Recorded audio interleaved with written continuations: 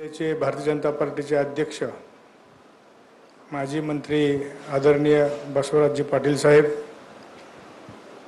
आपल्या तालुक्याचे लोकप्रिय आमदार पवार साहेब, माझ्या सोबत आलेले सर्व शिवसेनेचे पदाधिकारी, आजी माजी जिल्हा परिषद सदस्य, सरपंच, वेगवेगळ्या स्तरामध्ये काम करणारे सर्वच मान्यवर, आज मी 26 जानेवारी दिवशी 26 वर्षाच्या प्रदीर्घ प्रवासानंतर आज मी भारतीय जनता पार्टीमध्ये प्रवेश केलेला आहे।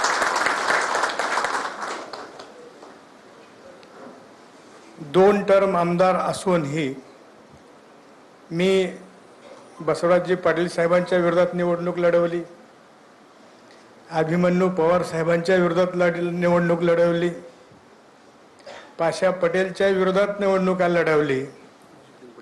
तर ठाकरेंचे शिवसेनेचे माजी आमदार दिनकर माने भाजपात गेल्याचं आपण या दृश्यांमध्ये बघू शकतोय। औसा तालुक्यातील माजी आमदार दिनकरराव माने यांचा रवींद्र चव्हाण यांच्या उपस्थितीमध्ये पक्षप्रवेश झालेला आहे।